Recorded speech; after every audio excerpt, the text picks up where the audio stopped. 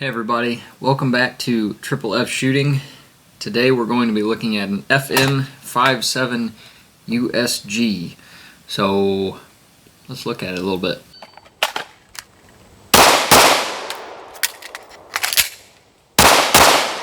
I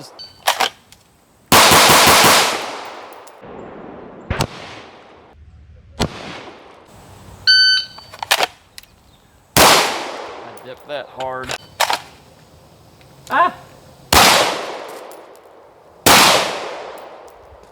The safety is some getting used to.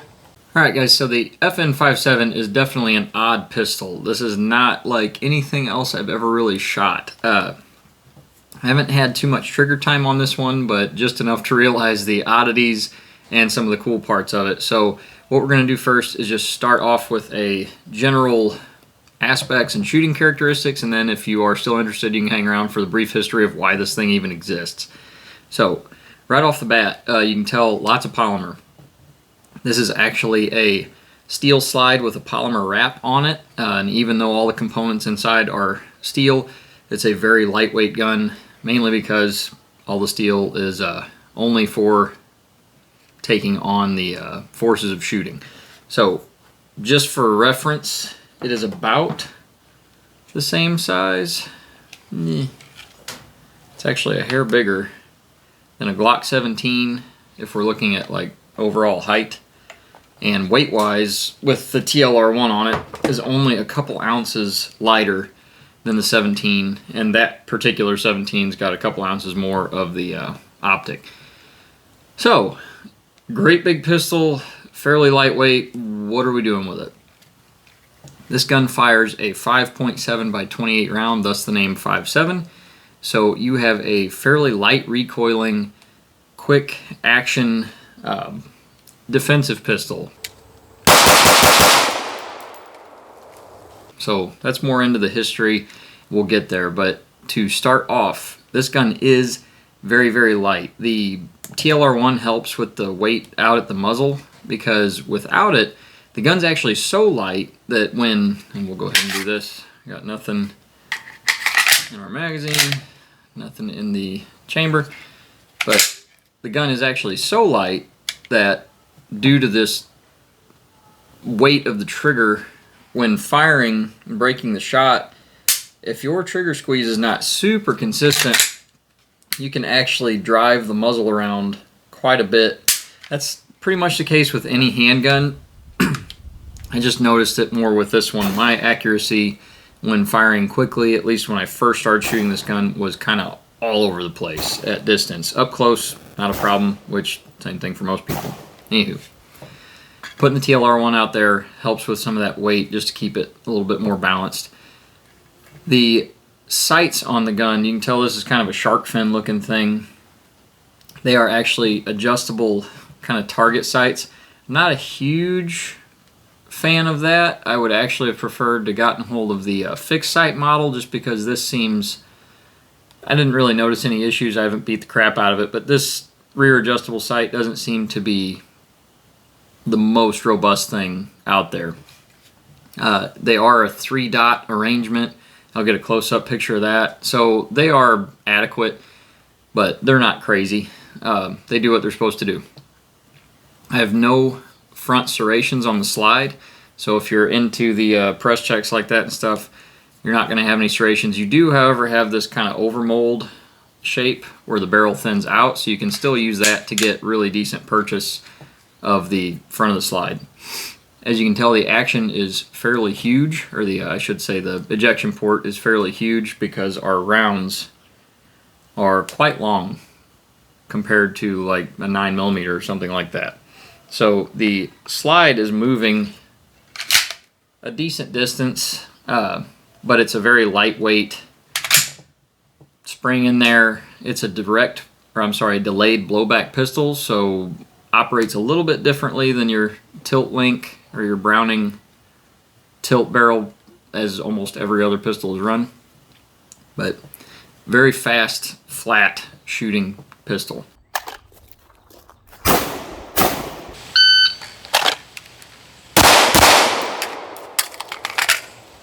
Oh, I went. The trigger guard is enormous, most likely because it was designed to be worked with gloved fingers, which is nifty. And our controls moving down the pistol are definitely different and a point of contention for a lot of people when they first pick this up. Your safety is actually directly over your trigger. That is not the worst idea, because if you're operating the pistol with your finger off the trigger, most people rest their finger anyway right where the safety is. So in the sweep, going down to the trigger, I can turn my safety off and get to my trigger. I can also work the safety with my support hand. When I lay my hand in there, my thumb wants to rest right on that safety. Now, in shooting, I found that to be a little less than ideal. As my grip's coming in, I would sometimes overreach. Oh my God. I'm gonna have to decide if I want to do it with my thumb and actually come into play with my takedown lever, and that kind of sucked. And if you need the gun to go off quickly, coming up and doing a bunch of this is no good. So I went to a strictly trigger finger sweep of the safety, which ended up working out pretty well. That was better. Forgot the kneel. You can see me fumble through a few of the initial draws with it. Other than that, on the controls, we'll get probably a better close-up picture, but your slide release is in an excellent position. I can reach it no problem. It is right there for my thumb. I'm not reaching past like I would with a 1911 where I got to roll my thumb or anything like that. And it's very, very tactile. Sticks out decent without being overly enormous.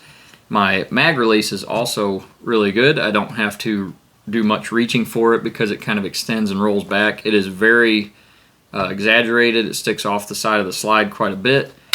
And that's a good thing because it takes a little bit of pressure. They don't just like come flying out.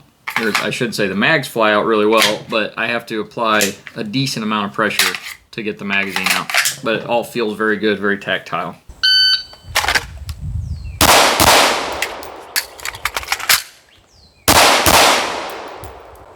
All right.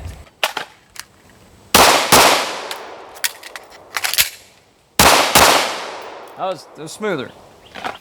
You do have slide serrations on the back side of the slide, and you've even got little wings.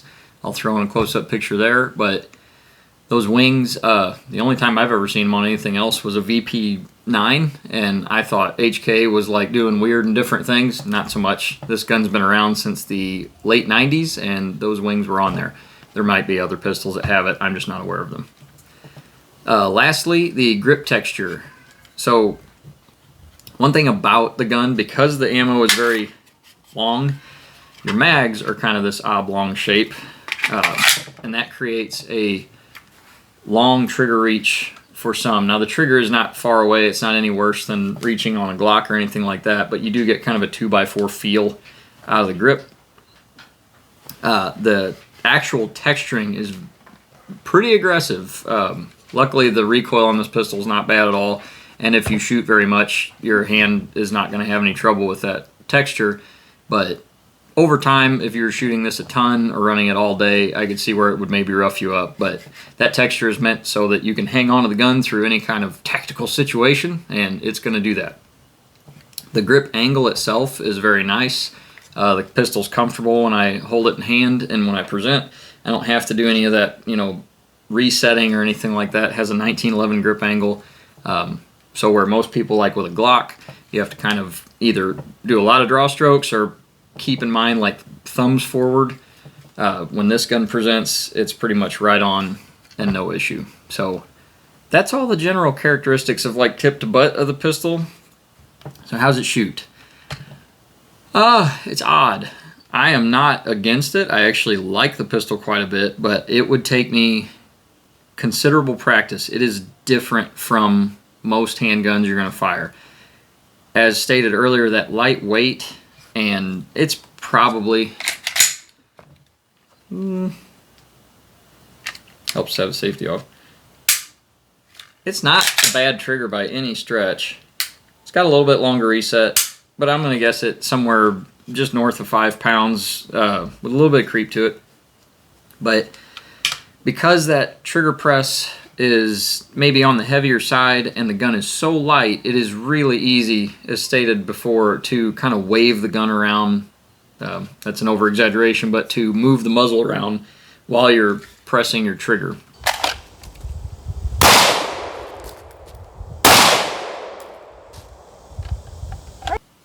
So it does take some practice to make sure you keep a very consistent, clean trigger press, which that's a really good thing, because you should do that anyway. I did forget to mention that the trigger is very wide and serrated. You get lots of purchase on your finger there. But as far as recoil goes, it's very light. You can keep this gun on target through a string of fire without really any problem whatsoever. The slide tracks fairly quickly, and the reset is decent on this pistol, so follow-up shots are pretty smooth and clean.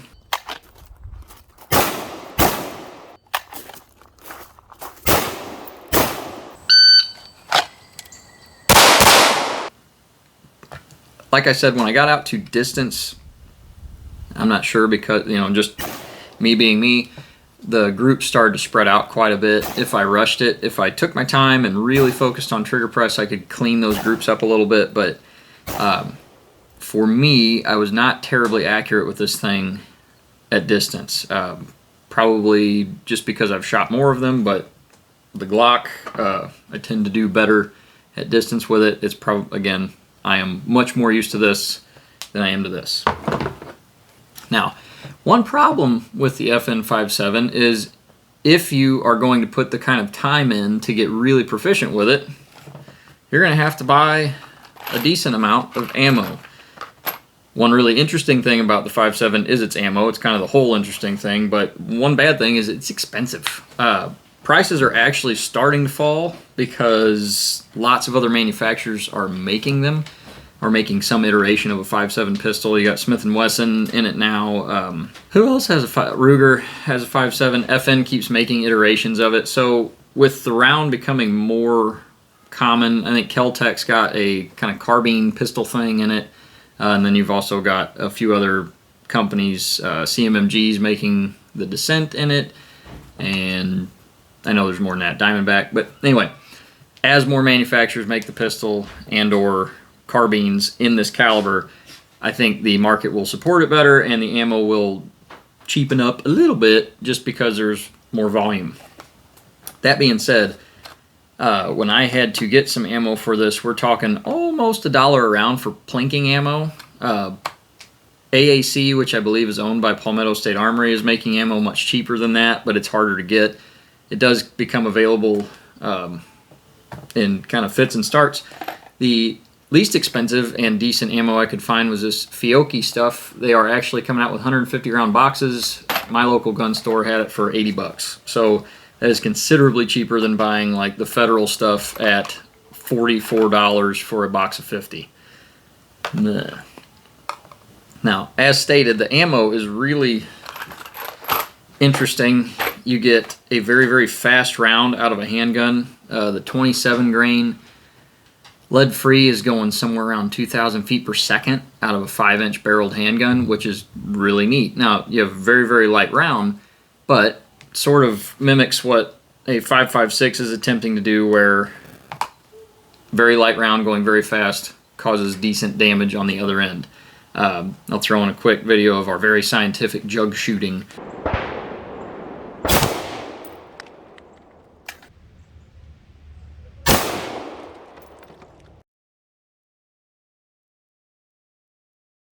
You can see that the 27 grain hollow point actually did quite a bit better than the ballistic tipped 40 grain, or whatever you want to call it, their VMAX tipped 40 grain round. One other thing about the 5.7 is you're not going to find a ton of holsters that work with it. I can't say that the gun is like, it's popular, but I don't know a ton of people. I think I know like one other person that has one of these. So in my little circle of lonely and sad people that I have to be around. So holsters are a bit of a toughie. You can go with something like a Blackhawk Omnivore or other holsters that work off of the light, because you can put kind of any light you want on here, and there's quite a few holsters that work off of a TLR1 or a Surefire. But other than that, you're going to be going kind of custom. So a lot of Kydex companies will make you a holster based on your gun. One of them is KT Mech, and this thing was actually pretty cool. It has the whole drop leg offset thing going for you. It does have a hood with a swing out of the way button, similar to like a Safariland or something like that. And it worked pretty well. I was actually very happy with this holster for this particular pistol. I dipped that hard. Poof. Okay, one other thing that happens a lot with the Five SeveN is people compare it to 22 Magnum. This thing will eventually be on the channel. It's a really neat little pistol when it's working well, and this one always has. I really like it. There were issues with the PMR 30 when it first came out, but this is a Kel-Tec PMR 30 chambered in 22 Magnum. It's carrying 30 rounds of 22 mag, which is rimfire, on board, and it weighs next to nothing. It's quite a bit lighter than a Five SeveN. Drawbacks are you're relying on rimfire ammo. And most people like to compare 22 Magnum to Five SeveN. I'm sure that horse has been beat to death, but it just isn't the same thing.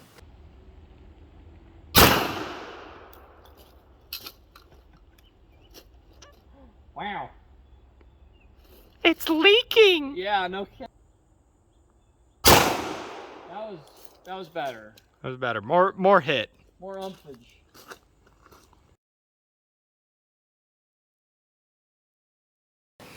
That's it. I don't have a ton to say on it, but we do have a jug shooting video where you can kind of see what 22 Magnum in a full metal jacket and I believe it's the Hornady Defense ammunition for it, which is like a FTX round at 45 or 50 grain. It performs decent, but it's just not Five SeveN. So just for that fun, where Five SeveN does land is kind of between those two things. It's quite a bit better or more efficient than 22 Magnum, and especially being a centerfire cartridge, that helps it a ton for reliability. But it usually lands just under 9mm. You can get hotter loads. There are some restricted loads for the Five SeveN, but you can get hotter loads that start to approach like average or low end 9mm muzzle energy, but 9mm is just going to have more impact, and you can get a huge variety of loads that do quite a bit more. You can get buffalo bore stuff that's hitting pretty hard.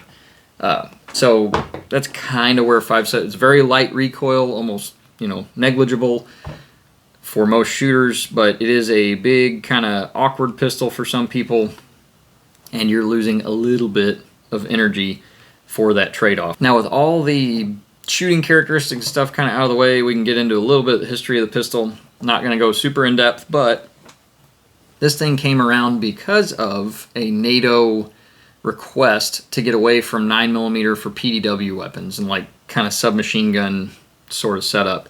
So the FN P90 came about in 1990 and used the Five SeveN cartridge.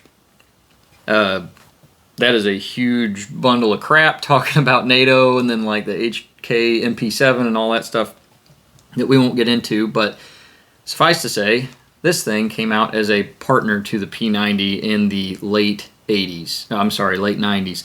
So 1998, I think, is when this officially became a thing. The first iterations were a little bit odd.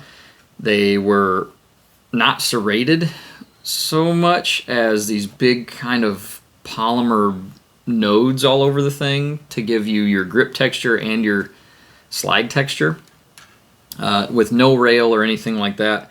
They came out with that, then a single action format, then the IOM, which is really interesting looking because it has this big curled rounded trigger guard, but that's the first time the gun had a rail on it. And then this is the USG, which for some reason they call the US government model.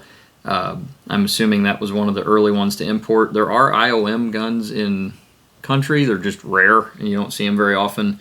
They're mostly just kind of a collector's item, weird, interesting. But the USG model is the one we're dealing with. Most people will already know that there's a Mark II of this that has forward slide serrations and a little bit different rear sight. And now we're on to the MRD model, which looks quite a bit different and has an optic plate, so you can do all that cool stuff. But through all of it, it has pretty much always been the 20 round mag, and most of the design characteristics have stayed the same. There's a little bit of difference internally between this and a Mark II, and I'm sure the MRD as well. Supposedly it's a little bit stronger, something to do with welding the slide up. But one thing we did not talk about was just how different this gun functions. We mentioned it's a delayed blowback, but I got some up-close pictures here to show you that, like a blowback gun, the spring actually rests around the barrel, but the difference is you have kind of a hook tab that locks into the pistol, so you do not have that tilting mechanism. It's just slowing down the movement. But pretty interesting setup. All right, so other than just the historical development of the pistol, most people have seen this in some kind of popular media, whether it's movies or video games. If you played Splinter Cell as a kid, you're definitely going to know what this thing is, or if you still do. I don't know if they put it in any of the modern games. I think they kind of fell off the map, but this was a huge, iconic piece in that game. If you like Resident Evil 4, and they just came out with a newer one, this is actually called the Punisher in the game, and oddly enough, works off of a kind of penetrating multiple targets function in the game, which is cool because someone did their homework. The game came out, or it's based in the early 2000s when this would have been kind of just coming out, and at the time it was meant to penetrate armor, so game takes it and says, hey, you can shoot through like 10 zombies or whatever, so that's kind of neat. But overall, this is a really interesting pistol. I actually really like the thing. Would I make it a go-to? Probably not, because these are a little bit expensive, or more expensive than a Glock. The ammo is more expensive, and then I'm probably not going to find a whole bunch of like 5.7 just laying around any old time, where 9mm is super common and is a more practical choice. But this thing's really interesting. I really like it. If you have kind of an itch for something like this, I don't think you'll be disappointed in it. It's getting harder to find the USG model. It's really hard to find an IOM model, but I'm sure that getting into like an MRD or a Mark II, which I think the Mark II is still produced, is going to give you a very similar feel and function, but just a little bit more modernized, allowing you to use things like red dots and such. But with all that being said, thanks for watching Triple F Shooting, and we'll see you in the next video. Here we go.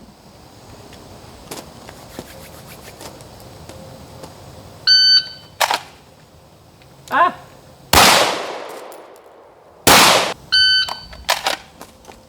Oh my god! I'm gonna have to decide if I want to do it with my thumb